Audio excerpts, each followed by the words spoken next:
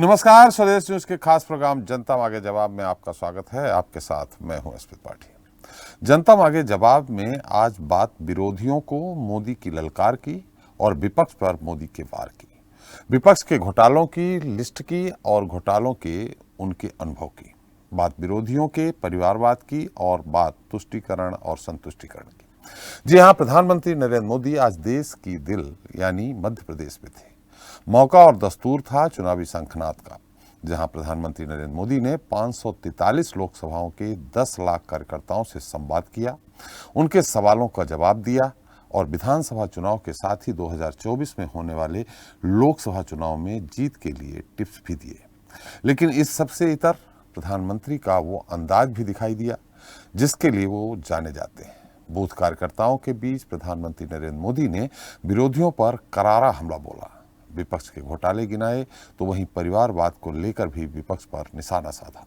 प्रधानमंत्री नरेंद्र मोदी ने विपक्षी दलों को घोटालों की गारंटी बताया। उन्होंने कहा कि इन पार्टियों के पास घोटालों का लंबा अनुभव है।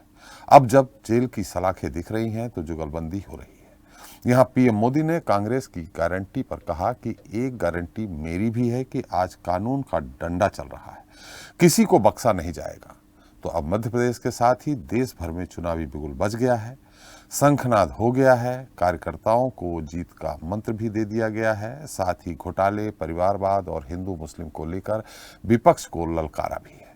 जनता मांगे जवाब में आज बात इसी मुद्दे पर करेंगे चर्चा, विपक्ष के वार पर मोदी की ललकार।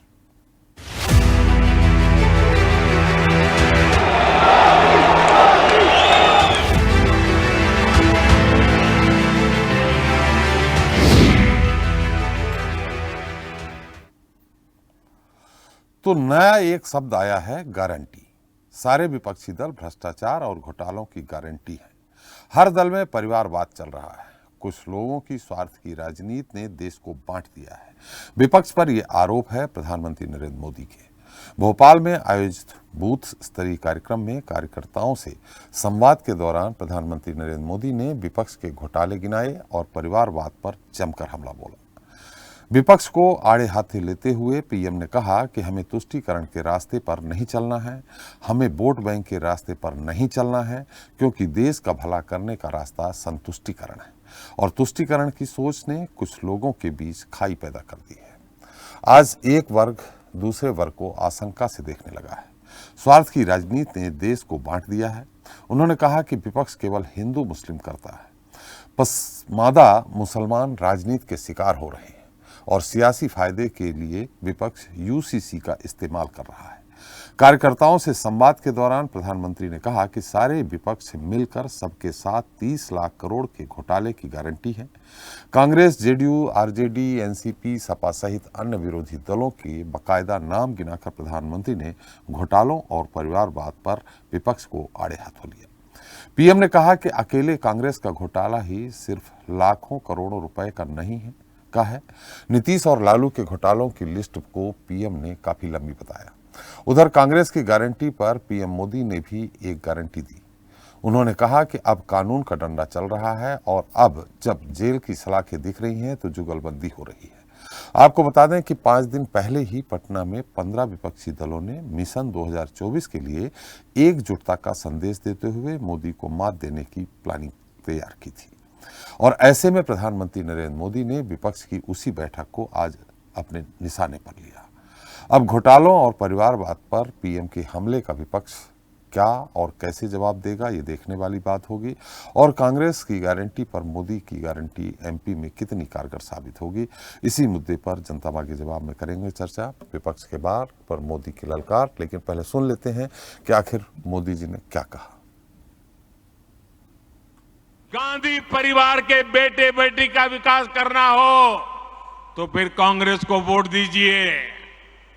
आपको मुलायम सिंह जी के बेटे का भला करना है तो फिर समाजवादी पार्टी को वोट दीजिए। अगर आप लालू परिवार के बेटे बेटियों को उनका भला करना चाहते हो तो आरजेडी को वोट दीजिए। आपको शरद पवार जी की बेटी का भला करना हो तो आप एनसीपी को वोट दीजिए। आपको अब्दुल्ला परिवार के बेटे का भला करना हो तो आप नेशनल कॉन्फ्रेंस को वोट दीजिए। आपको करुणानिधि जी के बेटे बेटियों पोते पोतियों का भला करना हो तो डीएमके को वोट दीजिए। आपको के चंद्रशेखर राव की बेटी का भला करना हो तो आप बीआरएस को वोट दीजिए। लेकिन मेरी बात ध्यान से सुनिएगा। मेरे देशवासियों, मेरी बात ध्यान से सुनिएगा। अगर आपको अपने बेटे का, अपनी बेटी का, अपने पोते का, अपनी पोती का, अपने नाते का, अपनी नाती का, अगर आपको अपने परिवार के बच्चों का भला करना है तो आप वोट भाजपा को दीजिए। तो आज मैं भी एक गारंटी देना चाहता हूं। दे दूं? दे दूं? दे दो। अगर उनकी घोटाले की गारंटी है तो मोदी की भी एक गारंटी है।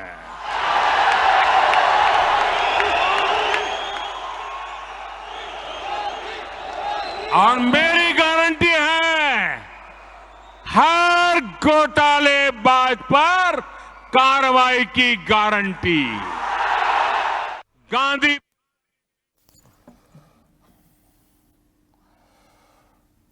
तो चर्चा में हमारे साथ मौजूद हैं बीजेपी प्रवक्ता हैं मंजरी जैन जी हैं, कांग्रेस प्रवक्ता संजय महेंद्रा जी हैं, सपा प्रवक्ता विवेक पांडे जी हैं, राष्ट्रीय जनता दल से महासचिव आरजू खान जी हैं, राजनीति विश्लेषक डॉक्टर सत्यप्रकाश शर्मा जी हैं और स्वदेश न्यूज के मैनेजिंग एडिटर हमारे साथ आरपी श्रीवास्तव जी हैं। आप सभी का हमारे इस खास कार्यक्रम में बहुत बहुत स्वागत है। आरजू जी, मेरी आवाज आ रही है आपको? जी सर, आ रही है। नमस्कार। नमस्कार जी, नमस्कार। आरजू जी, सीधे सीधे मोदी जी ने आज एक तरह से घोटालों की भी बात कही है, भ्रष्टाचार की बात कही है और उससे सबसे बड़ा व्यंग उन्होंने किया है कि अगर राष्ट्रीय जनता दल को आप वोट देते हैं तो वहां युवराज परंपरा चल रही, माने तेजस्वी यादव जी हैं, उनके बड़े बेटे हैं, तो क्या आप परिवारवाद को वोट देंगे कि देश की जनता एक पार्टी को वोट देगी जो देश को अच्छे से चला सके? उन्होंने घोटालों की भी बात कही, चारा घोटाला से लेकर कई बातें उन्होंने गिनाई। देखिए, मैं यही चीज कहूंगा कि जनता जनार्दन है, लोकतंत्र में जनता मालिक है। इसका फैसला मोदी जी क्यों कर रहे हैं जी? आने वाले इलेक्शन में, चाहे 2025 के इलेक्शन है, चाहे फिर वो विधानसभा के इलेक्शन हो जी, वो सब में जनता जो है इस लोकतंत्र के मंदिर में अपना वोट करती है, अपना वोट देती है। मोदी जी के कहने का मतलब तो यही है कि वो एक परिवार पे तंज कस रहे हैं, कुछ सिलेक्टेड नाम वाले लोगों को, सिलेक्टेड पार्टी वाले लोगों को ऊपर जो है वो परिवारवाद का ठिकरा फोड़ रहे हैं। उनको अपना परिवारवाद, उनको सुषमा स्वराज, उनको जो है एमपी की जो है जो एक्स चीफ मिनिस्टर रह चुकी हैं उनका नहीं दिखता है, उनको राजनाथ सिंह जी का परिवारवाद नहीं दिखता है। और तमाम एमपी के एक्स चीफ मिनिस्टर कौन? उमा भारती जी का कौन सा परिवारवाद है? नहीं, उमा भारती जी को मैं नहीं कह रहा हूँ जी, एक और थी, वो मेरे जहन से उनका नाम निकल रहा है। ये तमाम लोग हैं, राजनाथ सिंह के बेटे हैं, बहुत सारे लोग हैं जो कि परिवारवाद का दूसरे के ऊपर लांछन लगाते हैं और अपना परिवारवाद छिपाते हैं। बीजेपी से कोई महिला मुख्यमंत्री उमा जी के अलावा हुआ ही नहीं है। अच्छा, खैर जी, मेरे दिमाग से थोड़ा सा नाम उनका निकल रहा है। दूसरे स्टेट के चीफ मिनिस्टर के बेटे की बात कर लीजिए तो हो सकता है आपको याद आ जाए। जी, कई जगह है, कई ऐसे स्टेट हैं जहां की बीजेपी के लोग खुद हैं, जो उनके एमपीज हैं, उनके केंद्रीय मंत्री हैं, उनका खुद परिवारवाद चलता है, लेकिन वो सिर्फ दूसरे के ऊपर बयानबाजी देते हैं, उनको अपना परिवारवाद दिखाई नहीं देता है। मेरा सीधा ये मानना है पत्रकार महोदय जी कि इस देश की जनता इस लोकतंत्र के मंदिर में वोट करती है और वो वोट करेगी, उसको जो पसंद होगा उसके चेहरे पे वोट करेगी, मुद्दों पे वोट करेगी, उनको जिस चीजों में बेहतर लगेगा अपने बेहतरी के लिए वोट करेगी। ये तो एक तरह का मतलब पूरा राजनीतिक प्रोपेगेंडा है, वो बता रहे हैं अपने आप को। उन्होंने गलत कहा, मोदी जी ने गलत कहा, यहाँ कहा आखिर लालू जी ने राज किया, राबड़ी जी ने राज किया, फिर अब उनके बेटे राज करेंगे, तो ये परिवारवाद नहीं हुआ। घोटालों की बात करें तो चारा घोटाला, कलतरा घोटाला, पशुपालन घोटाला, सेठ घोटाला, बाढ़ राहत घोटाला, कितने घोटाले।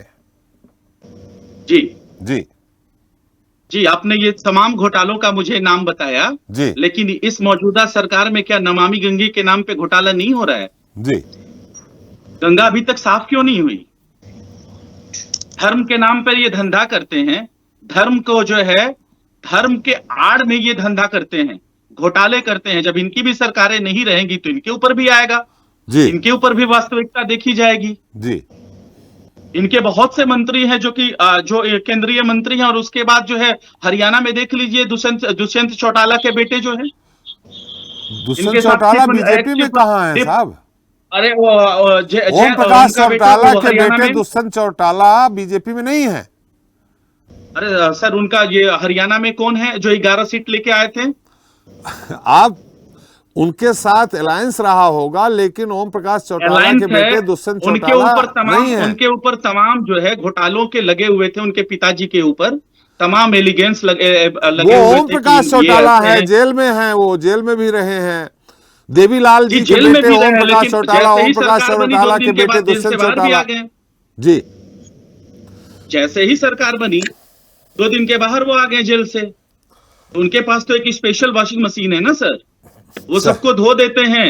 चलिए और सब आप लोग जो है अपनी अच्छे बात हो जाते करिए, हैं। उनकी बात अलग से जाते हैं। हम एक बार चलते हैं, हमारे साथ विवेक पांडे जी हैं। विवेक जी, सवाल वही आपसे भी है। घोटालों की बात तो नहीं की उन्होंने बहुत सारा, लेकिन उन्होंने युवराज मैंने है ही है अखिलेश जी, मैंने मुलायम जी के बाद उनके भाई भी बेचारे बहुत लंबे समय तक संघर्ष किए और लोग संघर्ष किए, लेकिन गद्दी अखिलेश जी को ही दी गई। तो उन्होंने कहा कि अगर मुलायम सिंह जी के बेटे का भला करना चाहते हैं तो समाजवादी पार्टी को वोट दीजिए। तो ये बात तो सही है, समाजवादी पार्टी आप भी हैं, बहुत सारे लोग हैं, लेकिन क्या समाजवादी पार्टी में राष्ट्रीय अध्यक्ष बनने के लिए और कोई अनुकूल नहीं था? मुलायम सिंह जी के बेटे हैं, ये सबसे बड़ा गुण था क्या? देखिए, पहले तो मैं पूरे मंच को अनुमोदन के साथ प्रणाम करूंगा जी, और अपनी बातों को अभिव्यक्त करने की अनुमति पूरे मंच से चाहूंगा। जी, देखिए, जनता स्वीकार करती है, हाँ, नेतृत्व को जनता स्वीकार करती है। हम कुछ काम कर। जी, जी, बोलिए बोलिए। चिंता मत। जी, मुझे लगता है माइक जरा बंद कर लें अगर अपना, तो मैं अपनी बात जी, तो जनता स्वीकार करती है, कार्यकर्ता स्वीकार करते हैं कि कौन उनका नेतृत्व करे। भाई, भाजपा भी कैडर बेस्ड पार्टी है और भाजपा में अध्यक्ष का चुनाव कैसा और कैसे किया जाता है वो हमने भी देखा। ना कोई लोकतंत्र है, ना कोई वोट की प्रक्रिया है, बस नाम ऊपर से आ जाता है, आदेश जो आ जाता है उसी को अनुपालित करते हुए कार्यकाल बढ़ा दिया जाता है। कौन कौन दे देता है नाम? अब भाई, ये आरएसएस जाने, चाहे मोदी जी जाने, चाहे अमित शाह जाने, चाहे जो इनकी एक विहिप है, जो इनका संगठन है जिसकी विचारधारा पे ये चलते हैं, वो लोग जाने भाई कि कौन आदेशित करता है। कोई परिवारवाद पे अध्यक्ष नहीं बना है पांडे जी। भाई, राजनाथ सिंह जी रहे, अटल जी रहे, लाल कृष्ण आडवाणी रहे, मुरली मनोहर जोशी रहे, कोई परिवारवाद पे अध्यक्ष नहीं बना। जेपी नड्डा भी है, सुन लीजिए, जेपी नड्डा भी है। जेपी नड्डा जी का कार्यकाल कैसे बढ़ाया गया सबने देखा है। दूसरी बात, अब विषय पे मैं और थोड़ा सा गंभीरता से आगे बढ़ूंगा जी। अभी भ्रष्टाचार की बात हो रही है। मोदी जी असल में क्या है ना, देखिए, मोदी जी ये बात सही है, जिसका परिवार होता है ना, जिनके पास परिवार होता है, जिम्मेदारियों का अनुभव होता है, वो समाज से जुड़े लोग होते हैं। उनके पास समाज की अच्छी बुरी चीजों से लेकर के समाज की समस्याओं की जानकारी होती है, क्योंकि परिवार में हर तरह के दायित्वों का प्रादुर्भाव होता है। अब लेकिन सबसे बड़ी समस्या ये है कि जो इंतजार कर रहा है कि झोला उठा के चल देना है, उसे न समाज से सरोकार है, न जनता के दर्द से सरोकार है, न महंगाई, रोजगार, बेरोजगार, न देश के मुद्दों से सरोकार है। अब मैं विषय पे आता हूँ। अभी बहुत बड़ी बड़ी बातें की मोदी जी ने, मैं भी देख रहा था आज पहली बार मैंने उनका जो मध्य प्रदेश में जाकर के उन्होंने मंचों से एक मस्खरे जैसा भाषण दिया, मैंने देखा है। राजनीतिक व्यंग्यात्मक अगर आज देखा जाए व्यंग्यकार कोई है तो उनको मैं मोदी जी को ही कहूंगा। आज की राजनीति के सबसे बड़े व्यंग्यकार मोदी जी, मेरी बात आ जाने दीजिएगा। ब्रिटेन ने जो पांडे जी शब्द संभाल कर बात करें, मस्खरे जैसे आप प्रधानमंत्री जी के बारे में बात कर रहे हैं, इतना तो आपको सिखाया ही होगा कि देश के प्रधानमंत्री हैं वो, सिर्फ भारतीय जनता पार्टी के प्रधानमंत्री नहीं है वो। आऊंगा मैं खुद ही, वो भारतीय जनता पार्टी के अकेले मंजरी जी आपके पास नहीं है, आऊंगा। आपके भी प्रधानमंत्री हैं। शब्दों को संभाल के बोलिए। पूर्व प्रधानमंत्रियों के ऊपर तंज कसे जाते हैं, एक से एक आक्षेप लगाए जाते हैं। बहरहाल मैं अपनी बातों पांडे जी, उन्होंने जो भाषण दिया उस भाषण में कहां ये गलत कहा कि परिवारवाद और भ्रष्टाचार को लेके कहां गलत कहा? जिसके खिलाफ भी भ्रष्टाचार का आरोप लगा। मैं बिल्कुल आपके जवाब दे, जो आप आलोचना करने के अधिकारी तब हैं जब उस परंपरा का पालन अनुपालन आप न कर रहे हो जी। लेकिन मुझे लगता है भाजपा में जितना परिवारवाद है उतना परिवारवाद आज के समय में किसी पार्टी में नहीं है। हम तो क्षेत्रीय दल है ना, आप तो राष्ट्रीय स्तर पे परिवारवाद फैलाने का काम कर रहे हैं। बता दीजिए राष्ट्रीय स्तर पे परिवारवाद को खींच के लेके जा रहे हैं। कैसा परिवारवाद राष्ट्रीय स्तर पे? भाई रामविलास पासवान के सुपुत्र कौन है मैं पूछूंगा जी। राजनाथ सिंह के सुपुत्र कौन है? ऐसे तमाम उदाहरण मैं दे सकता हूँ। पंकजा मुंडे कौन है? मैं ऐसे बहुत से उदाहरण दे दूंगा सर, लिस्ट बहुत लंबी है, वो सब जानते हैं। लेकिन शीर्ष पे नहीं बैठे हैं ये लोग, कार्यकर्ता हैं, सांसद हो गए, ठीक है, वो बात अलग है। हमारे मंत्री के सुपुत्र शीर्ष पे है, भारत के एक इकाई के शीर्ष पे है। शीर्ष में केवल आप भाजपा को देखेंगे क्या? हम तो हर उस संस्था को देखेंगे ना जहां पे भाजपा के शीर्ष के लोग बैठे हैं, परिवार के लोग बैठे हैं। पार्टी में शीर्ष की बात कर रहा हूं मैं आपसे। नहीं देखिए, वो केवल एक भटकाव होता है, ये कैडर बेस्ड नहीं है, ये कैडर बेस्ड पार्टी है ना। ये अपने लोगों को राष्ट्रीय स्तर पे सेट करते हैं। अभी देखिए ना, सांसद जी का प्रकरण उठा था दिल्ली का, राष्ट्रीय अध्यक्ष, फिर राष्ट्रीय उपाध्यक्ष, उसके बाद बिहार के कुश्ती अध्यक्ष। भाई देखिए, परिवारवाद की श्रृंखला को केवल आप राजनीति से मत जोड़िए, राजनीति से मिलने वाले लाभ की हर इकाई परिवारवाद की श्रेणी में आती है जी। दूसरी बात चाहता हूं मैं, आज आलोचना की बात है, बिल्कुल सही बात है, कष्ट हुआ होगा कि भाई जिस तरीके से भ्रष्टाचार की बात होती है, और उन्होंने कहा, आज मैंने देखा उन्होंने पहली बार कहा, गारंटी दी कि किसी भी भ्रष्टाचारी को बख्शा नहीं जाएगा। महाराष्ट्र से लेके उत्तर प्रदेश से लेके कई ऐसे राज्यों के सांसद विधायकों के नाम गिनवा सकता हूं सर, जो कि सीबीआई के जांच के दायरे में थे, लेकिन जैसे ही भाजपा में सम्मिलित होते हैं वो एकदम जुमलेबाज पाठशाला से पूरा सीख करके उनको शुद्ध कर दिया जाता है। उसके बाद उनके ऊपर कोई जांच भी नहीं होती और ना उनके ऊपर कोई तय होता है किसी भी तरीके का आरोप। आज इन्होंने कहा है अपने भाषण में, मैंने पूरा भाषण सुना, इन्होंने अपने भाषण में बहुत अच्छी बात की, भ्रष्टाचार। भाई ब्रिटेन ने जो ड्रोन 100 करोड़ में खरीदे, उन 31 ड्रोन को लगभग 800 करोड़ से अधिक की लागत पे खरीद करके आए हैं प्रधानमंत्री, और ये दायित्व किसका होता है? रक्षा मंत्री का। तो मुझे एक बात बताइएगा कि कौन करेगा पेपर पे हस्ताक्षर, रक्षा मंत्री या प्रधानमंत्री? ताकि कल को भविष्य में अगर इस पे जांच हो तो कौन आएगा जांच के दायरे में? ये एक पहली बात मेरी रहेगी। दूसरी बात, इन्होंने बहुत अच्छा काम किया था पूर्ववर्ती चुनाव में। 70 साल से अधिक के लोग जो थे, इनके 70 साल की आयु तक के जो इनके वरिष्ठ नेता थे, उनको टिकट नहीं दिया गया। ये कहा गया कि युवाओं को मौका दिया जाए। ये बिल्कुल सही बात, ये उनकी अपनी पार्टी के अंदर की बात है। आप उन पे भ्रष्टाचार, परिवारवाद पे बात कर रहा हूं मैं, उस पे आरोप लगाइए। भ्रष्टाचार पे ही लेके आ रहा हूँ। कि उन्होंने 75 साल को दिया, 80 साल को दिया, इससे आपको क्या लेना देना?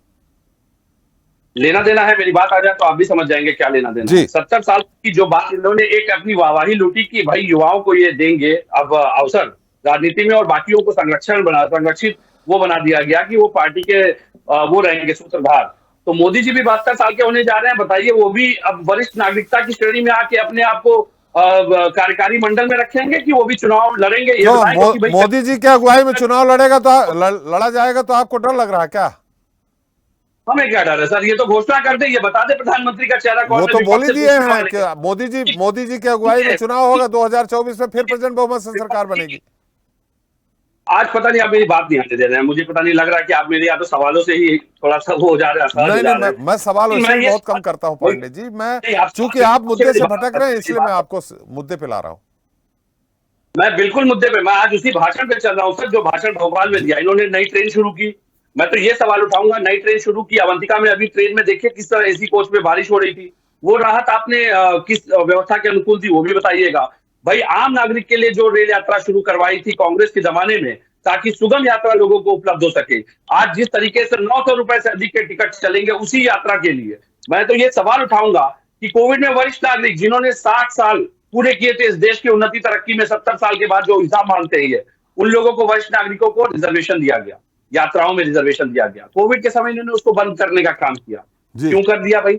उसका भी जवाब दे दीजिए। क्या आपको उन यात्रियों से भी बैर है जिन्होंने इस भारत की अर्थव्यवस्था को बढ़ाने में योगदान दिया, और उसको रेलवे को नुकसान होने के नाम पे, कोविड में ज्यादा राजस्व कम होने की वजह से उसको बंद किया गया था, आप तो उसको शुरू करवाइए। अब तो भारत की इकोनॉमी जहां तक ये बताते हैं ट्रिलियन बिलियन में जा रही है ना जी। तो मुझे लगता है कि वयस्क जो वरिष्ठ नागरिक है उनको दी जाने वाली सुविधाओं को ये मोदी कार्यशैली पे जा रहे हैं पांडे जी। आज आप थोड़ा सा आप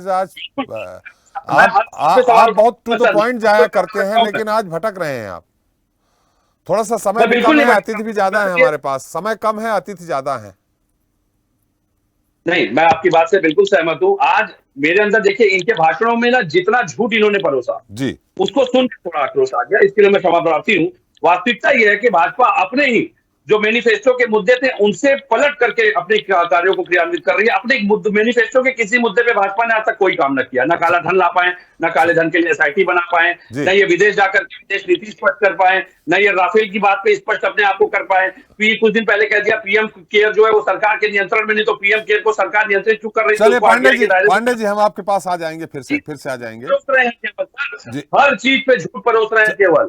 चलिए कांग्रेस से महेंद्र जी हैं। महेंद्र जी आपसे भी सवाल वही है, फिर वही घोटालों की गारंटी और सबसे बड़ा परिवारवाद को लेकर के आपने खड़गे जी को राष्ट्रीय अध्यक्ष तो बना दिया, लेकिन आज भी युवराज राहुल जी ही हैं। अगर वहां सारे अध्यक्षों की मीटिंग होती है तो बिना राहुल जी की भी मीटिंग हो सकती थी। खड़गे जी पटना में पर्याप्त थे, राष्ट्रीय अध्यक्ष थे।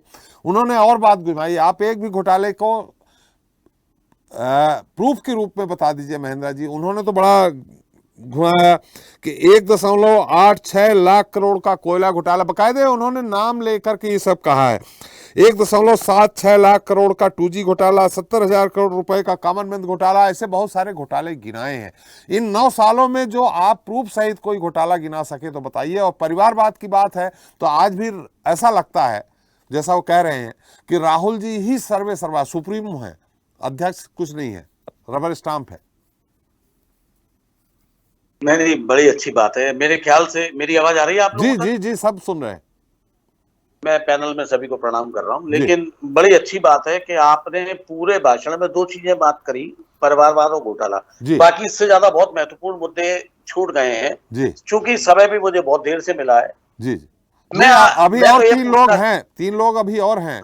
बेन भाजपा की प्रवक्ता हमारे साथ मंजरी जी हैं, चाहता हूं कि इस देश में नोटबंदी से बड़ा कोई घोटाला है? जी, पहली बात, देश की सर्वोच्च सुप्रीम अदालत इस बात को कह चुकी 2G कोई घोटाला नहीं था, विपक्ष का दुष्प्रचार था। मगर आपको संविधान पे, न्यायपालिका पे कोई भरोसा नहीं है। ये तो निर्णय आ चुका कि वो कोई घोटाला था ही नहीं, वो तो सिर्फ एक बीजेपी का दुष्प्रचार था। पहली बात। अब अपन बात करते हैं सीएजी की रिपोर्ट हमने नहीं दी है महेंद्र जी, सीएजी की रिपोर्ट पे ये बात आई थी। मैं घोटालों के मूल शब्द की बात कर रहा हूं। अभी बताता हूं आपको। शौचालय घोटाला हुआ, 2.5 करोड़ शौचालय बनाए गए, वो किसने देखे, कहां देखे? उन पर तो पेपरों में छप गया कि सीटिंग नहीं लगी। अभी आप समझते जाइए। नमामि गंगे के घोटाले का तो हमारे साथी ने बता ही दिया, इशारा कर ही दिया। देखिए बात किन मुद्दों पर होनी थी और कहां चली गई। कहीं जो आप शौचालय घोटाला, नमामि गंगे घोटाला, ये कहीं आया है क्या रिकॉर्ड में? त्रिपाठी जी मैं आपको सब बताया। जब सरकार रहती है ना तब सारे अपने किए। चलिए आरजू जी आ जाऊंगा मैं आपके पास। आप यूपीए सरकार थी तभी ये घोटाले आ गए थे। सीएजी की रिपोर्ट में ये सारे घोटाले जो मैंने गिनाए थे सीएजी की रिपोर्ट में दे दिए गए थे यूपीए की सरकार में। मैं त्रिपाठी जी अपनी पूरी बात रखूं, उसके बाद आपकी सारी आपत्तियां ले लूंगा। जी, मेरा कहना यह कि आज के भाषण में 4 मुद्दे थे जो मेरे को समझ में आए कि मुस्लिम, किसान, परिवारवाद और घोटाले। तो परिवारवाद और घोटाले की तो चर्चा कर ही रहे हैं। अब बात यह है कि अच्छे दिन लाने का वादा किसके लिए हुआ था? मुस्लिमों के लिए, हिंदुओं के लिए जी, या पूरे देश के लिए? नहीं, पसमादा मुसलमान के लिए चिंतित है वो। अरे मैं सारे मुसलमानों की बात, तो मैं पूरे देश के मुसलमानों की बात कर लूंगा, आप बोलने तो दीजिए।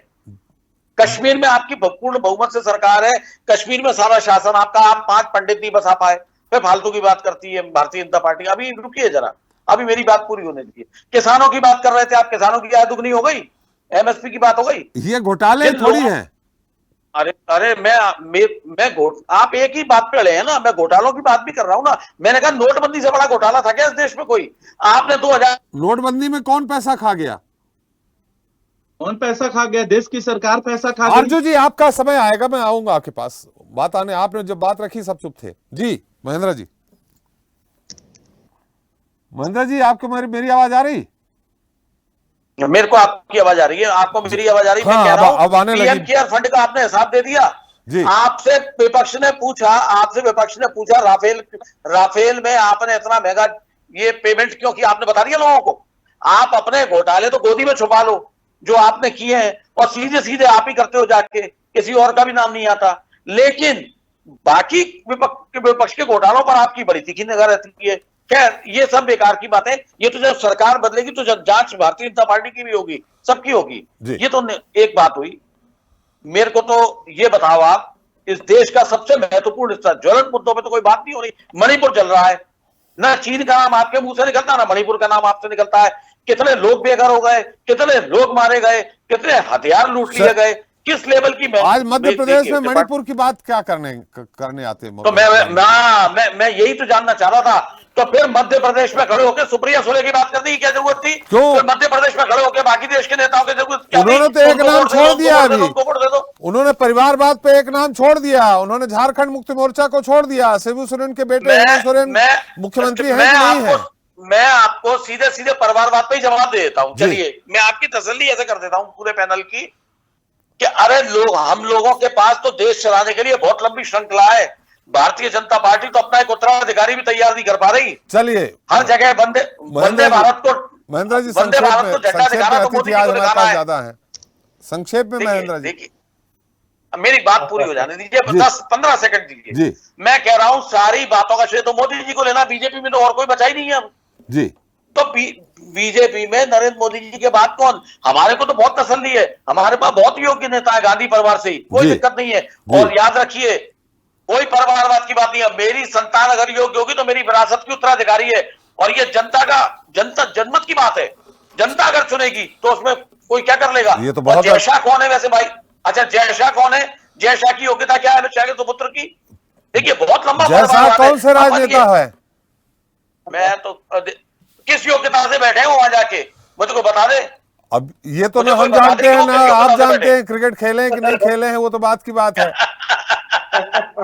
मैं त्रिपाठी जी मेरी सिर्फ इतनी सी बात है भैया, हमको काला धन ला दो, हमको दाऊद का सर ला दो। चलिए संजय जी और भी अतिथि हैं बहुत सारे, मैं फिर आपको दोबारा आपके पास आऊंगा। मंजरी जी हमारे साथ हैं। मंजरी जी, बात सही, आरोप लगाया कई बार, हालांकि जो हमारे आरजू जी हैं उन्होंने आरोप उनके पास थे, लेकिन कहीं अनुराग ठाकुर जी कौन है? मंजरी जी, राजनाथ सिंह के बेटे जो सांसद, रमन सिंह के बेटे सांसद, ये बात अलग है कि टिकट नहीं दिया। मध्य प्रदेश की तो आप जानते ही हैं कितने लोग हैं, मुख्यमंत्री के बेटे, देखिए पूरे बीजेपी के बड़े नेताओं के बेटे मंत्री, बहुत सारे हैं, मैं खुद ही उनसे बता रहा।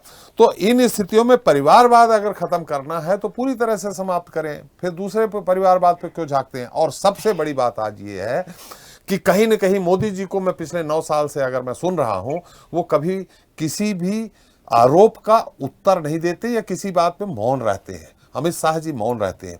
जो पटना में 15 दलों की जो बैठक हुई है, वो कहीं न कहीं लगता है कि मोदी जी को और अमित शाह जी को विचलित करने वाली रही। बिल्कुल नहीं। देखिए, ये विचलित हो रहे हैं सारे जो दल हैं जी, ये मोदी जी से घबराए हुए हैं। मोदी जी कहते हैं हम भ्रष्टाचार में जो जितने नेता हैं उन सबको जेल भेजेंगे, तो ये सब घबरा गए और ये सब एक हो गए। और मैं आपको त्रिपाठी जी एक बात बता दूं, जितने ये दल मिलके दलदल बनाएंगे, कमल उतना ही खिलेगा। और ये बार बार जो कह रहे हैं कि जनता का मंदिर है, जनता इनको चुनेगी, तो जनता ने 2014 में भी चुना, जब हमने काम किया, हमारी भारतीय जनता पार्टी की सरकार ने काम किया, विकास का काम किया। अब मैंने आपकी बात अच्छे से सुनी है, तो मैं आपसे ऐसी अपेक्षा रख सकती हूँ कि आप भी मेरी बात अच्छे से सुनेंगे। बिल्कुल जी।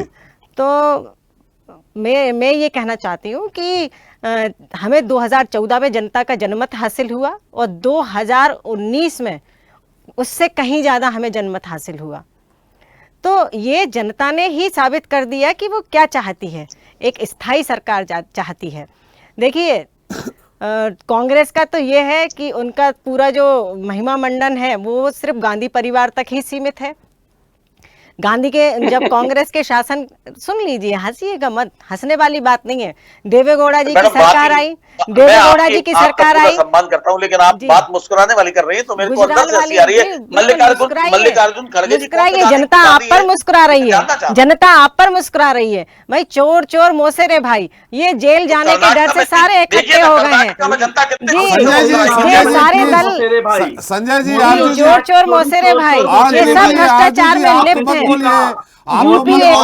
यूपीए का भ्रष्टाचार बोलने में जो, देखिए अब आप बीच में बोलेंगे। आरजू जी, अपने समय में सबसे पहले मैंने आपकी बात बहुत, आप भारतीय जनता पार्टी के भ्रष्टाचार बोलने में आपकी जबान लड़खड़ा गई। आप तीनों लोग मिलके भारतीय जनता पार्टी के ऊपर सिर्फ झूठे आरोप प्रत्यारोप लगा पाए हैं। देश में सबसे बड़ी यूपीए की सरकार के भ्रष्टाचार की अगर मैं आपको सुन लीजिए, 48 खरब 20 अरब 69 करोड़ रुपए के भ्रष्टाचार आपके नेताओं पर लगे हैं। कुछ जेल में हैं, कुछ जेल जाने की इंतजार में हैं और कुछ जमानत पे हैं। आप क्या बोलेंगे इस पर? आप भ्रष्टाचार का जो पौधा कांग्रेस के शासनकाल में जो आपने बीज बोया, सुन लीजिए, कांग्रेस के शासनकाल में जो बीज बोया था वो आपके शासनकाल में पुष्पित हुआ, फलित हुआ। बड़े बड़े घोटाले, आपके सारे नेता घोटालों में लिप्त हैं और उसको प्रूव किया है। अब मोदी जी साहब इसीलिए कर रहे हैं। मोदी जी कहते हैं भ्रष्टाचार हटाओ, आप कहते हैं मोदी जी हटाओ, मोदी जी कहते हैं आप ही बोल लीजिए, मंजूर जी बोलने दीजिए इनको, आप बोल लीजिए। अरे आप जब बोल रहे हैं सब ध्यान से सुन रहे हैं, आप अकेले थोड़ी प्रवक्ता हैं भाई, ये अनुशासन है, ये अनुशासन में रहिए। जी मंजूरी जी। जी, मोदी जी कहते हैं भ्रष्टाचार हटाओ, ये कहते हैं मोदी जी हटाओ। मोदी जी कहते हैं विकास लाओ, ये कहते हैं मोदी जी हटाओ। हमारे सवाल, मैंने आपसे बड़ा गंभीरता सवाल किया है कि इसके पहले 9 सालों में देखा कभी भी प्रतिक्रिया नहीं आती रही है मोदी जी की तरफ से या अमित शाह जी की तरफ से। पहली बार ये प्रतिक्रिया आ रही है तो ये 5 दल भी पहली बार, 15 दल भी पहली बार इकट्ठा हुए हैं और कॉमन मिनिमम प्रोग्राम तैयार किया है। अगला उनका कौन संयोजक होगा यो भी शिमला में तय होना है। शिमला समझौता भी कभी हुआ था। तो इन सब बातों पे कहीं न कहीं मुझे लगता है कि थोड़ा सा बीजेपी को परेशानी हो रही है। बिल्कुल और रहा सवाल, अगर परिवारवाद पे अगर अटैक किया जा रहा है तो अनुराग ठाकुर कौन? देखिए, जो भारतीय जनता पार्टी का जो संविधान है, भारतीय जनता पार्टी का जो आंतरिक लोकतंत्र है, उस हिसाब से भारतीय जनता पार्टी चलती है। भारतीय जनता पार्टी का जो कार्यकर्ता है उसने जमीनी स्तर पर काम किया है और जो जमीनी स्तर पर काम करता है, चाहे वो मोदी जी हो, चाहे वो नड्डा जी हो, और इसके पहले भी जो हमारे राष्ट्रीय अध्यक्ष रहे, प्रधानमंत्री रहे, वो सब जमीन से आए। उन्होंने जमीनी स्तर पर काम किया और छोटे से छोटा कार्यकर्ता भी प्रधानमंत्री बनने की काबिलियत रखता है और उसको बनाने की भारतीय जनता पार्टी के अंदर ये सामर्थ्य है। ना कि ये कि बस गांधी परिवार चलेगा या किसी परिवार का युवराज सामने आएगा। सब अपने अपने बेटों और बेटियों के विकास में लगे हुए। मोदी जी ने बहुत अच्छे से आज ये भाषण में समझाया और कहा भी। तो निश्चित तौर पर ये सिर्फ अपना विकास करना चाहते हैं, ये सिर्फ अपनी क्षेत्रीय पार्टियों के जरिए अपने घर का, अपने बच्चों का विकास करना चाहते हैं। लेकिन मोदी जी, भारतीय जनता पार्टी की सरकार और मोदी जी जनता का विकास करना चाहती है, देश का विकास करना चाहती है। मोदी जी ने बहुत स्पष्ट कहा कि हमें दल बाद में है, पहले देश है। और यही पाठ हमारे कार्यकर्ता को पढ़ाया जाता है। और निश्चित तौर पर आज देखिए हम जिस लेवल पर, ग्रास रूट लेवल पे हम जो काम कर रहे हैं, बिल्कुल मैं संक्षेप में ही बोल रही हूँ, मैंने सबकी बात बहुत ही इत्मीनान से सुनी है, तो मेरी बात भी सुनना पड़ेगी। तो हमारा जो कार्यकर्ता है वो ग्रास रूट पर कितने अच्छे से पूरा हमारा जो पार्टी का समावेश है, जो पार्टी तैयार है आज जमीन से लेकर शिखर तक, इनको ये बहुत तकलीफ हो रही है। वो कहते हैं ना कि जब दिया बुझने वाला होता है तो जोर से फड़फड़ाता है, वो फड़फड़ाहट आज इन दलों के अंदर दिख रही है और इनके अंदर भगदड़ मची है। ये वो दल है जो एक दूसरे का मुंह नहीं देखना चाहते थे, एक दूसरे पर ये भ्रष्टाचार के आरोप लगाते थे। उसी दल में से केजरीवाल जी उठ के चले जाते हैं, ममता जी उठकर चली जाती हैं और फिर बाद में उनके बयान आते हैं और कांग्रेस पार्टी ही कहती है कि अगर ममता जी के साथ बैठकर हम तो बातचीत भी नहीं कर सकते हैं। जिस ममता ने कांग्रेस पार्टी के कार्यकर्ताओं को मार मार के भगाया, सड़कों पर उनका खून बहाया, चलिए ये फिर आप मुद्दे से भटक रही हैं। ये कौन सा डर है? ये कौन सा डर है? भ्रष्टाचार में लिप्त है, मुद्दे से भटक रही हैं, जाने से बचना चाहते हैं। मुद्दे से भटक रही। जी सत्यप्रकाश जी, आपकी टिप्पणी। जैसा मैंने मंजरी जी से सवाल किया कि पहली बार मुझे मोदी जी की इतनी कड़ी प्रतिक्रिया सुनने को मिली है और वो भी पूरा कंसंट्रेशन उनका उस जो पटना में जो बैठक हुई है 15 दलों की एक साथ, उस पे था उनका। क्या समझा आपने? सत्यप्रकाश जी थोड़ा संक्षेप में सार चाहेंगे आपसे। देखिए त्रिपाठी जी, 2019 के इलेक्शंस में बीजेपी का वोट शेयर अराउंड 37% था जी। इतना वोट लेकर वो एक 303 सीट्स लेकर आ गए। देखिए अब इस समय में, कुछ समय में एक नया डेवलपमेंट आया है। अपोजिशन पार्टी ने एक नया मूव लिया है जिसमें वो अपोजिशन पार्टीज का जो यूनाइटेडली सामने आना, अगर ये वोट शेयर थोड़ा सा भी डेंट कर गया, क्योंकि पिछले चुनाव में एनडीए के साथ जो पार्टीज थी वो भी बहुत सारी अब उनके साथ नहीं है। ऐसे में अगर ये पार्टी थोड़ा सा भी डेंट भारतीय जनता पार्टी के वोट शेयर पर कर देती है तो 2024 का रास्ता भारतीय जनता पार्टी को कितने भी दावे करने के बाद खतरनाक हो सकता है जी। इसलिए वो पहले से ही आप देख रहे हैं, जिस दिन से इस चीज की इबारत लिखी गई है अपोजिशन यूनिटी की, उस दिन से ही वो करप्शन पर, डायनेस्टिक पॉलिटिक्स पर अटैक करना शुरू कर दिए हैं मोदी ने।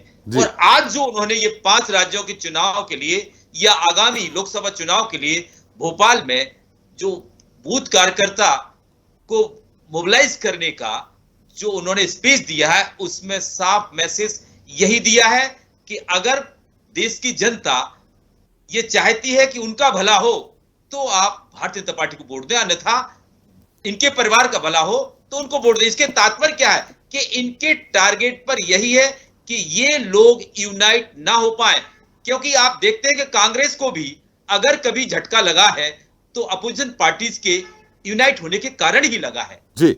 ये पक्की बात है कि रिमेनिंग जो 63% वोट शेयर है उसमें से 50% भी वोट शेयर अपोजिशन पार्टीज ने खींच लिया। अगर कांग्रेस ने अपना बड़ा दिल दिखाया और रीजनल पार्टी जो जहां पर मजबूत हैं उनको अगर नंबर ऑफ सीट्स अधिक दे दी तो ये लड़ाई भारतीय जनता पार्टी के लिए कठिन हो सकती है। अब मोदी जी जैसा चतुर और लीडरशिप क्वालिटी रखने वाला प्रधानमंत्री ऐसे कैसे चुप रह सकता है? यह बात तो तय है कि प्रधानमंत्री की स्पीच में एक जादू है और जादू भी उन परिस्थितियों को लेकर चला जाता है जिन परिस्थितियों पर वो विपक्ष पर बड़ा अटैक करते हैं। और ये आज बड़ा अटैक है जिससे कहीं ना कहीं पब्लिक को तो साधा ही जाएगा, कार्यकर्ता को भी साधा जाएगा। तीसरा, अपोजिशन पार्टीज पर एक बड़ा अटैक किया गया है जी। श्रीवास्तव जी बिल्कुल सही। मैं आ रहा हूँ संजय जी थोड़ा हमारे वरिष्ठ पत्रकार लोग बैठे हैं, उनसे टिप्पणी ले लें, फिर आपके पास आ रहा हूँ। अर्जुन जी आपके पास भी आ रहा हूँ, पांडे जी आपके पास भी आ रहा हूँ, इतना समय है।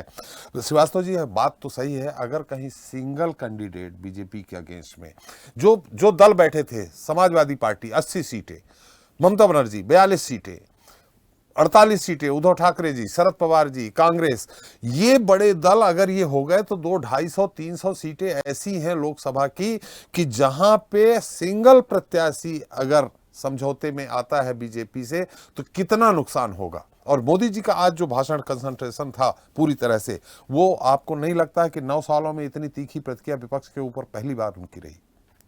नहीं, देखिए मोदी जी पहले करते थे प्रतिक्रिया, ऐसा नहीं, तीखी प्रतिक्रियाएं उनकी आती थी, लेकिन इस बार कुछ ज्यादा ही आ गई। पहले जो है एक टुकड़े टुकड़े में आती थी, कभी परिवारवाद पर अटैक कर देते थे, कभी दूसरे घोटाले पर, कांग्रेस पे परिवारवाद पे अटैक था। लेकिन अब क्या है कि चूंकि इतने दलों 15 दलों के इकट्ठा आने के बाद से निश्चित रूप से जिन राज्यों में ये दल मजबूत हैं और अगर इस तरह की स्थिति जो आप बता रहे हैं कि सिंगल कैंडिडेट आता है तो बीजेपी के लिए चुनौती तो है। दूसरी बात देखिए, इतना घोटाला और तमाम चीज़ों पर बिल्कुल अटैक किया है, इतना ये तो इन्होंने तो आज पूरा जो है 2024 और 5 राज्यों के चुनाव को लेकर के जो है बड़ा हमला किया है मोदी जी ने, और सिर्फ इसलिए कि कहीं ये दल इकट्ठा ना हो।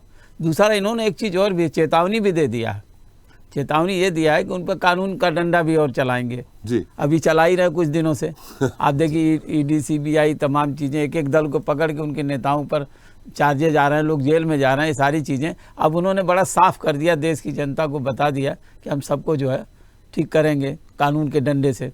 तो ये जो चीज़ें निकल के आई हैं, मोदी जी का एक बड़ा हमला। और मोदी निश्चित रूप से प्रधानमंत्री जी एक बहुत जादुई करिश्माई नेता हैं और जिनकी करिश्मा देख भी चुकी है जनता देश प्रदेश की, लेकिन एक करिश्मा और भी होना जरूरी है, क्योंकि ये जो परिवारवाद की बात करें, पूरे देश में चुनाव सिर्फ 2 ही चीज़ पर हो रहा है, एक तो हो रहा है जातिवाद पर, दूसरा होता है धर्म पर जी, और दोनों का कॉम्बिनेशन रहता है। आप देखिए परिवारवाद की अगर बात करी जाए तो मोदी जी को इन सारी चीज़ों का विपक्ष भी हमला करेगा, जवाब वो भी वार करेगा ही करेगा। और भी जहाँ तक घोटालों की बात है, सरकार के कई घोटालों पर जिस पर भी राहुल गांधी काफ़ी, अडानी और तमाम लोगों पर बराबर जो है सुर्खियों में रहे हैं, तो ये सारी बातें भी निकल के आएंगी। ऐसा नहीं कि ये रुक जाएगी, आप हमला करेंगे तो उसका जवाब भी आपको देना पड़ेगा, उसका जवाब वो लोग देंगे।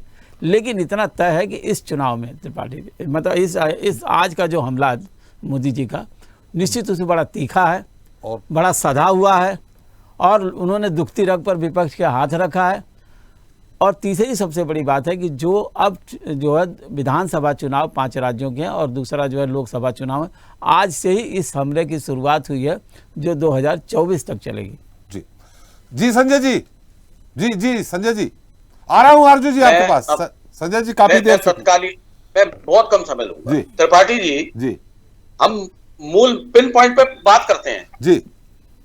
घोटाले की बात हो रही है, आप नीरव मोदी मेहुल चोकसी को ले आए, लाखों करोड़ रुपया देश का लेके भागे, तो किसकी सरपरस्ती में भागे वो लोग? किसकी सरपरस्ती में भागे वो लाखों करोड़ रुपया जो बैंकों का? किसकी सरकार के समय इन्होंने बैंक से लोन लिया था?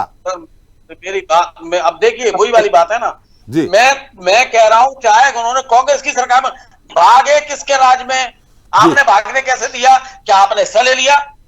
क्या आपकी बंदर बांट हो गई? भागे कैसे? आप उनको जेल में डालते ना, चोरी डाला आपने जेल में, पहली बात।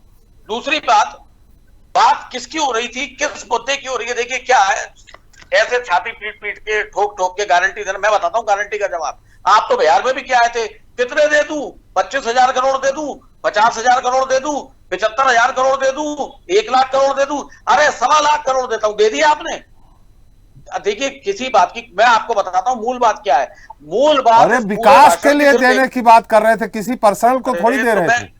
अरे तो मेरी बात जब खत्म होगी तो आपको आपके प्रश्न जवाब मिल जाएगा। थोड़ा मैं बताता पॉइंट के साथ संक्षेप में, और भी अतिथि है संजय जी, इसलिए मैं त्रिपाठी जी विकास की लिए बात हो रही थी, विकास हो गया क्या भाई? जनता, हम आपसे यही तो पूछ रहे हैं कि इस देश में विकास हो गया? आप इस देश में विकास की हालत देख लीजिए ना। जिस बुलेट ट्रेन के देश की बात करते हैं वहां 3 ट्रेनें टकराती हैं, हजारों लोग मर जाते हैं। आप वंदे भारत को झंडा दिखाने में लगे रहते हैं। मेरी बात 2 मिनट के अंदर आपको तुम्हारा टाइम किल नहीं करेंगे। अरे सत्यप्रकाश जी, आपकी आवाज सब जगह आ रही है। सत्यप्रकाश जी, आपकी आवाज सब जगह आ रही है, प्लीज थोड़ा सा। जी मैं संजय जी, मैं सिर्फ इतनी सी बात कर रहा हूं कि बात कर लो, 2 करोड़ रोजगार दे दिया क्या आपने?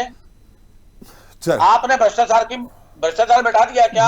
आपने महंगाई मिटा दी क्या? जनता को आपके लच्छेदार भाषण से कोई लेना देना नहीं है। और बात मध्य प्रदेश के चुनाव की होनी चाहिए। आप राष्ट्रीय स्तर पे इसलिए घेर रहे हो क्योंकि वो जो मीटिंग हुई है सर्वदलीय, जो सब कांग्रेस के सब दलों के साथ मिलकर हुई है, वो घबराहट है असली कि अब हमारे जाने के दिन आ गए। अच्छे दिन तो हम जनता को दे नहीं पाए। चलिए संजय जी, संजय जी आ गए आपके पास। जी अर्जुन जी, फिर पांडे जी के पास है। अर्जुन जी काफी देर से आप कुछ कहना चाह रहे हैं।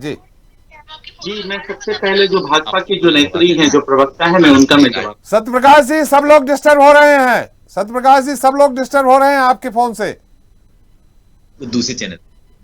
सत्यप्रकाश जी, आपके फोन से सब लोग डिस्टर्ब हो रहे हैं।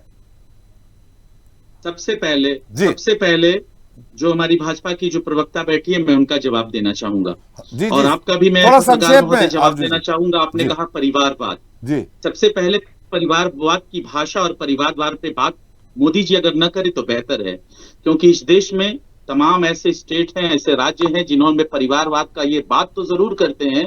क्या उन्होंने उन परिवार वालों के साथ दल मिला के, अलायंस के साथ उन्होंने चुनाव नहीं लड़ा? क्या आज पशुपतिनाथ पारक से लेके बिहार में चिराग पासवान तक के लोगों के परिवारवाद की भाषा किस तरीके से ये बोलते हैं और उन्हीं के साथ जाके मिलते हैं और अलायंस की बात करते हैं? हो सकता है आने वाले वक्त में जो है मांझी जी भी उनके साथ में हो जाए। क्या उसको वो परिवारवाद के चश्मे से हटा के देखते हैं? जी अगर वो इस तरह से अगर उनको अगर इस चीज से परहेज होता, तो अगर वो परिवारवाद की बात करते तो मैं उनकी बात को यकीन करता। और इस देश का प्रधानमंत्री, इससे बड़ा परिवारवाद क्या होगा? जितने भी बड़े बड़े घोटाले हुए, जैसा कि कांग्रेस के प्रवक्ता जी ने कहा, मेहुल चोकसी और नीरव मोदी का उन्होंने नाम लिया। गुजरात का परिवारवाद से बड़ा तो कोई परिवारवाद ही नहीं है। जितना परिवाद हो रहा है उस गुजरात राज्य से परिवारवाद हो रहा है। क्या गुजरात में परिवारवाद हो रहा है? क्या गुजरात में परिवारवाद हो रहा है? कौन परिवारवाद उससे बड़ा परिवारवाद क्या हो सकता है? मेरी बहन ने कहा, भाजपा की प्रवक्ता ने, कि उनको देश की जनता चुनती है। सही आपने कहा, उनके लच्छेदार भाषणों से चुना करती थी, लेकिन आने वाले वक्त में नहीं चुनेगी। और ये बताइए कि इन्होंने कहा कि चोर चोर मौसेरे भाई, मैंने उस टाइम में इंटरप्ट किया उनकी बातों को, मैं फिर से उसको पूरा करना चाहता हूं। ये सबसे पहले ये जो उदाहरण है ना, सबसे पहले अमित शाह और मोदी जी के ऊपर पहले ये सेट बैठता है। और परिवारवाद की बात करते हैं, अमित शाह के बेटे के अंदर क्या क्वालिटी थी, कैसे उनको बीसीसीआई का चेयरमैन बना दिया गया? क्यों राजीव शुक्ला जी पे कौन सी क्वालिटी है? कौन सी क्वालिटी है राजीव शुक्ला पे? सबसे बड़ा भाजपा के लिए राजीव शुक्ला पे कौन सी क्वालिटी है भाई? वो भी तो उपाध्यक्ष हैं। सबसे बड़ा परिवारवाद अगर है इस देश में तो भाजपा का तो गुजरात का परिवारवाद है। उससे बड़ा परिवारवाद कुछ हो ही नहीं सकता है। और अगर ये परिवारवाद की बात करते हैं तो परिवार वाले मध्य प्रदेश में सिंधिया जी को क्यों ये नहीं करना चाहते, क्यों अपने साथ मिला लिए? ये ज्योतिरादित्य सिंधिया जी को क्यों नहीं मिलाएंगे भाई? अगर वो आ रहे हैं तो उनके बेटे थोड़ी चुनाव लड़ रहे हैं। नहीं, ज्योतिरादित्य सिंधिया जी भी तो एक परिवार से ही आते हैं ना। राजनाथ जी भी तो उनके बेटे को सब टिकट दिए जा रहे हैं। ये क्या परिवार? अरे तो एक सांसद बन जाना और पूरी के पूरे दल का चीफ बन जाना, दोनों में परिवारवाद में अंतर है अर्जुन जी। जब से देश आजाद हुआ अब से लेके उत्तर प्रदेश में और परिवारवाद में आपसे ज्यादा पार्टी ने परिवारवाद किया ही नहीं। बढ़ते ही जितने भी उसके ऊपर चार्जेस लगे थे, जितने भी अगर लालू जी पे चार्ज लगा, कुर्सी गई तो पत्नी को बिठा दिया, पत्नी अब नहीं है तो बेटे को बिठा दिया। अच्छी लच्छेदार भाषण करेंगे। ये थे अमेरिका में, लेकिन इनके सर में दर्द हो गया। 15 विपक्षी दलों की बैठक इन्होंने देखी, अमेरिका से आए, इनके पेट में दर्द हुआ था, सर में दर्द हुआ था और वो उल्टी कर दिए। चलिए पांडे जी, सबसे बड़ी तो टेंशन इनको। चलिए अर्जुन जी, आपकी बात आ गई। पांडे जी देखिए, सारी बातें हो गई, सारे हम आपसे सवाल ही इसलिए नहीं कर रहे हैं कि परिवारवाद, भ्रष्टाचार, इस पे आपको जो कहना है कह दीजिए। अब हम इसलिए सवाल ही नहीं कर रहे आपसे। नहीं, मैं देखिए सर विषय के बाहर नहीं जाऊंगा। मैं सिर्फ इतना जानता हूं कि ये आज मोदी जी का भाषण आक्रामक कम, मुझे हताशा ज्यादा उसमें झलक रही थी जी। क्योंकि जिन मुद्दों को मोदी जी रख रहे थे वो मुद्दे कहीं ना कहीं भाजपा की अपनी कार्यप्रणाली पे ही सवाल खड़े करते हैं जी। वो गारंटी दे रहे थे, गारंटी किसके खिलाफ? भ्रष्टाचारियों के खिलाफ कार्रवाई को लेकर के। महाराष्ट्र ज्वलंत उदाहरण है। महाराष्ट्र में किस तरीके से लोकतंत्र की धज्जियां उड़ाई गई, खरीद फरोख्त, अब तो सारी बातें सामने आ चुकी है कि गृह मंत्री को पहले से पता था, बल्कि फडणवीस जी को बाद में पता चला क्योंकि अनुमान दूसरा लगाया जा रहा था। तो ये कमलनाथ जी सरकार के खिलाफ क्या हुआ था मध्य प्रदेश में? संजय जी, मुझे लगता है कि जिस तरीके से अब आगामी मध्य प्रदेश और कहीं ना कहीं केरला इनके लिए सबसे बड़ा टफ टास्क है। और अभी भ्रष्टाचार की एक छोटी सी बात बता दूं, अगर इतनी ईमानदार पार्टी है ना देश की, 5 साल के केवल अब या 10 साल के अपने जब से ये सत्ता में ना चंदों का रिकॉर्ड रख दे सामने कि किससे कितने चंदे लिए। 34,000 करोड़ इस देश का सबसे बड़ा बैंक घोटाला करने वाली DHFL तक से इन्होंने 27 करोड़ का चंदा लिया है। उसी कंपनी के करीबी इकबाल मिर्ची, जिसका नाम दाऊद के साथ जोड़ा जाता है, उससे तक इन्होंने चंदा लिया है। ये अपने 9 साल का केवल चंदे का सामने रख देना ब्यौरा, मुझे लगता है कि इनकी ईमानदारी, राष्ट्रभक्ति सब सामने आ जाएगी। भाई पीडीपी जैसे संस्था के साथ जाके गठबंधन करने वाले, जो कि देश के विरोध में कार्य करती है, सक्रिय रहती है, आतंकवादियों को संरक्षित करते हैं, उसके साथ सरकार बनाने वालों पे हम भरोसा कर ले। उसी के साथ तो आप भी अलायंस कर रहे हैं। 15 दल में तो महबूबा जी भी आई थी, अब आप उनके साथ, उनने किया, अब आप कर रहे हैं। भाई हम तो नहीं कर रहे थे ना। अभी तो देखिए, अभी क्या समीकरण बनेंगे वो अलग है, लेकिन फिलहाल तो इन्होंने शुरू कर दी परिपाटी। तो अब भाजपा ने अगर उनको देशभक्त का सर्टिफिकेट दिया है तो हम तो भाजपा के सर्टिफिकेट पे विश्वास करेंगे ना गुरु। तो हम तो ये कह रहे हैं बड़ी ईमानदारी से कह रहे हैं कि आज भाजपा में जो भाषण दिया गया उसमें आपको कहीं ना कहीं आक्रामकता दिख रही थी, मुझे हताशा दिख रही थी। हताशा इस बात की दिख रही थी कि मध्य प्रदेश में अभी से भाजपा के नेताओं ने संगठन छोड़ के कांग्रेस ज्वाइन करना शुरू कर दिया है। अभी से कहीं ना कहीं इनके जो दुष्प्रचार थे, नकारात्मक प्रचार से लोगों का मन उभरने लगा है। और जो ये गए थे अभी यूएस जाकर के इतना बड़ा इन्होंने प्रोपेगेंडा किया, वो शायद डील भी कैंसिल हो गई है, होल्ड कर दी, क्योंकि बराक ओबामा को इनकी मीडिया सेल ने खूब अभद्रता से परोसना शुरू किया मीडिया मसाला।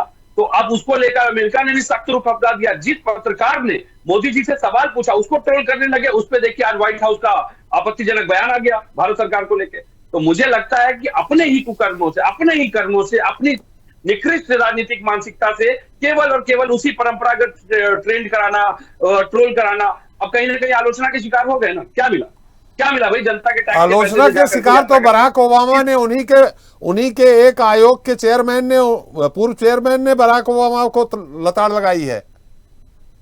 वहां तो आलोचना स्वीकार की जाती है सर। यहाँ तो आप उसको अगर किसी राजनीतिक दल ने आलोचना कर दी या सुझाव दे दिया तो उसको तो समझिए ये हाथों हाथ लेते हैं कि हमारा विरोध दर्ज किया जा रहा है। उत्तर प्रदेश में पत्रकार को गोली मार दी गई, और बहुत धन्यवाद देता हूं कि ये खबर आपने भी चलाई थी जब उसको धमकी मिली थी। उसी पत्रकार को जिसकी खबर आपने चलाई थी गोली मार दी गई। और सबसे हास्यास्पद बात सुनेंगे, पुलिस ने अभी तक गिरफ्तारी नहीं की क्योंकि विधायक का करीबी है। तो ये सुशासन कहां से नहीं घूम रहा है बाहर। चलिए पांडे जी, आ गई बात। चूंकि समय कम है, मंजरी जी काफी देर से बैठी है। मंजरी जी, कहीं ना कहीं ये बात आ रही है, मैंने भी आपसे सवाल किया है, हालांकि पांडे जी ने तो सीधे सीधे कहा कि ये आक्रामकता नहीं, हताशा वाला भाषण था। और एक प्रधानमंत्री जी अगर नाम ले लेकर के सारी पार्टियों के, सारे नेताओं के, ये थोड़ा सा कहीं आदमी को विचलित करता है कि भाई ये नाम लेकर के क्यों ये कर रहे हैं। मुझे त्रिपाठी जी ऐसा नहीं लगता है, और आपको क्यों लग रहा है मुझे समझ में नहीं आ रहा, क्योंकि प्रधानमंत्री जी, हमारे प्रवक्ता लोग कह रहे हैं, प्रवक्ताओं को भी क्यों लगता है, क्योंकि उनमें घबराहट है, उनके अंदर हताशा है। आप देखिए, कांग्रेस पार्टी जो इस देश की सबसे पुरानी पार्टी, सबसे बड़ी पार्टी थी, जब 2084 में भारतीय जनता पार्टी पहली बार जब चुनाव लड़ी, जब हमारे 2 सांसद जीत कर आए, तब कांग्रेस हंस रही थी। आज वही कांग्रेस अपने अस्तित्व को बचाने के लिए इन सब का साथ ले रही है। सबसे अपने एक तरीके से पूछना चाहिए तो वो दया याचना कर रही है कि आप मेरे साथ जुड़ जाइए। और लालू जी उस बैठक में कहते हैं कि हम राहुल जी को दूल्हा बनाने तैयार है और हम बाराती बनने तैयार हैं। तो ये सब क्या है? वहाँ एक हंसी मजाक का माहौल चल रहा था। केजरीवाल जी उठ के जा रहे थे, ममता जी उठ के जा रही थी, कुछ ऐसा समझ में नहीं। उनके अंदर बैठक में और प्रेस कॉन्फ्रेंस में भी रही है, केजरीवाल जी नहीं रहे प्रेस कॉन्फ्रेंस में, बिल्कुल वो नहीं रहे। लेकिन इसके बाद कांग्रेस का तो बयान आया ना कि जिस बैठक में ममता जी रहेंगी उसमें हम नहीं रहेंगे। बंगाल के कार्यकर्ताओं को मार मार के भगाया, उनके साथ मारपीट की। आज कांग्रेस की ये हताशा है कि वो ऐसे लोगों के साथ जाके जुड़ रही हैं जिनका वो मुंह देखना पसंद नहीं करते थे, हमेशा एक दूसरे पर आरोप प्रत्यारोप लगाते थे। आज उनकी ये हताशा सामने आ रही है। ये लोग सब एक दूसरे के ऊपर आरोप प्रत्यारोप, भ्रष्टाचार के आरोप लगाने वाले लोग आज एक साथ हो गए। भाई ममता जी लालू जी के ऊपर भ्रष्टाचार के आरोप लगाती थी, श्वेत पत्र लेकर आई थी, वही ममता जी लालू जी के पैर पड़ रही है। तो ये क्या है भाई? ये इनके अंदर एक भय है, एक डर है कि अगर ये सब संगठित नहीं हुए तो सारे के सारे जेल जाएंगे। भ्रष्टाचार में पूरी तरह लिप्त हैं सारे राजनीतिक दल, और सिर्फ अपने परिवार को पालने और पोसने का काम चल रहा है। सिर्फ परिवार की पार्टी चल रही है और इसके अलावा इनके पास कुछ नहीं है। मोदी जी के लिए, मोदी जी इतने सबको इकट्ठा, देखिए एक बात है, यदि शासक ईमानदार है और सारे दल इकट्ठे हो जाएं तो इसका मतलब ये है कि शासक ईमानदार है। सारे विरोधी एक साथ हो जाएं तो ये समझना चाहिए कि शासक ईमानदार है। सरकार चलाई। देखिए ये मैं सबकी बात इतने इत्मीनान से बैठ के सुनती हूँ। आप लोगों की जबान लड़खड़ा रही है भारतीय जनता पार्टी के ऊपर भ्रष्टाचार के आरोप लगाते हुए। आपके पास मुद्दे नहीं है, आपके पास कोई एक आरोप सिद्ध आप कर नहीं पाए, आपने एक भी आरोप सिद्ध नहीं कर पाए हैं। जबरदस्ती के आरोप प्रत्यारोप लगाना, भ्रम फैलाना, झूठ की राजनीति करना, अपनी राजनीतिक सिद्धि के लिए राजनीति कर रहे हैं आप लोग सिर्फ, और इसके अलावा कुछ नहीं है। झूठा प्रोपेगेंडा फैलाने के अलावा कुछ आपके पास मुद्दा नहीं है। मुद्दे से भटक के आप लोग बात करते हैं, मुद्दे से अलग हट के बात करते हैं। समय हो गया है। लेकिन पांडे जी, संजय जी, आप सुन लीजिए, मैं लालू जी का तो नहीं जानता हूं, लेकिन अगर महबूबा जी साथ में हैं और वो खुलेआम मांग कर रही कि धारा 370 बहाली, अनुच्छेद 35 का बहाल करो, तो क्या आप उनको साथ में लेंगे? अगर संयुक्त दल बनाएंगे तो क्या उनकी बताइए? इतना बड़ा मामला जो हम बचपन से सुनते आ रहे थे। त्रिवेदी जी मैं बोलूंगी इसको 370 पे बोलूंगी मैं। त्रिपाठी जी सुन लीजिए, 370 का मामला जब भी आता था ये कहा जाता था कि देश के अंदर खून की नदियां बह जाएंगी। एक भी कतरा खून का इस धरती पर गिरा क्या? 35A हटाई गई, राम मंदिर निर्माण कराया गया। आपने क्या किया? इस देश के साथ तुष्टीकरण की नीति की है, मुस्लिम वोटों की राजनीति की है, इसके अलावा कुछ नहीं किया। अभी तो 2024 बताएगा। श्रीवास्तव जी, इस पूरे मुद्दे पे, पूरे बहस पे आपकी टिप्पणी, उसके बाद कार्यक्रम खत्म। जी देखिए, प्रधानमंत्री जी ने एक एक दल का नाम लेकर के जो है नाम उल्लेख किया इस बार। निश्चित रूप से ये दल जो इकट्ठा हुए थे, तो आप ये देखिए कि ये दल उन राज्यों में काफ़ी शक्तिशाली हैं। ऐसा नहीं है कि वो जो है हमेशा भाजपा को चुनौती थे, जैसे शरद पवार हैं, आपका ममता बनर्जी हैं, इवन बिहार है, उत्तर प्रदेश में मुख्य विपक्षी दल जो है समाजवादी पार्टी है, जिसके मुखिया अखिलेश यादव, ये सारी बातें हैं। तो आप इन राज्यों की सीट का आकलन करिए। देखिए, प्रधानमंत्री जी जनता को सीधे कनेक्ट करते हैं, इसमें कोई दो राय नहीं है। और इसलिए जो है वो पूरी की पूरी व्यवस्था, जैसे भ्रष्टाचार, परिवारवाद, इन पर हमलावर हैं। और भी मुद्दे हैं जिसको लेकर के हो सकता है कि विपक्षी दल आए, महंगाई, बेरोजगारी, तमाम चीज़ें लोग लेके आते हैं। लेकिन सवाल ये उठता है कि ये जो दल हैं और यहाँ कितनी सीटें हैं, जिसकी वजह से भारतीय जनता पार्टी को, अगर यहाँ पर सारे विपक्ष इकट्ठा हो गए तो निश्चित रूप से नुकसान हो सकता है जी। उसको बचाने के लिए प्रधानमंत्री जी निश्चित रूप से इतना तीखा हमला किए हैं। और ये 5 राज्यों के चुनाव और लोकसभा का 2024 का चुनाव है, जिसको लेकर के इनकी एक रणनीति है। इसीलिए मेरा बूथ सबसे मजबूत कार्यक्रम में उन्होंने कार्यकर्ताओं को भी कनेक्ट किया है। इसी के साथ साथ देश की जनता को भी कनेक्ट करने की कोशिश करते हैं। और शायद यही वजह है कि आज का प्रधानमंत्री जी का भाषण बड़ा ही महत्वपूर्ण माना जाएगा। समय समाप्त हो गया, किस तरह से आगे बढ़ गए, किस तरह से विपक्ष को जो हमला किया है, विपक्ष उसका क्या जवाब देगा। आगे बढ़ गए, समय हमारा दूसरा बुलेटिन का टाइम हो गया है। माफी चाहता हूं। संजय जी आपका बहुत बहुत धन्यवाद, मंजरी जी आपका, विवेक जी आपका, आरजू खान जी आपका और आरपी श्रीवास्तव जी आपका हमारे साथ चर्चा में भाग लेने के लिए और अपना अमूल्य समय देने के लिए। तो जनता मांगे जवाब में आज हमने बात की विरोधियों पर पीएम मोदी के हमले की। चर्चा में पक्ष विपक्ष के अपने अपने तर्क हैं।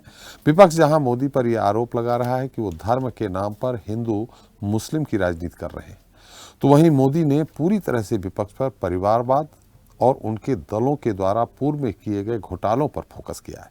हालांकि यह बात भी सही है कि चाहे सपा, आरजेडी, एनसीपी हो या फिर शिबू सोरेन की पार्टी, झारखंड मुक्ति मोर्चा और बाला साहब ठाकरे की शिवसेना, सभी दलों पर परिवारवाद की मोहर लगी है। ऐसे में मोदी ने एक कदम और आगे बढ़ते हुए उन पार्टियों पर भ्रष्टाचार के लगे आरोपों पर कार्रवाई की गारंटी भी दे दी है।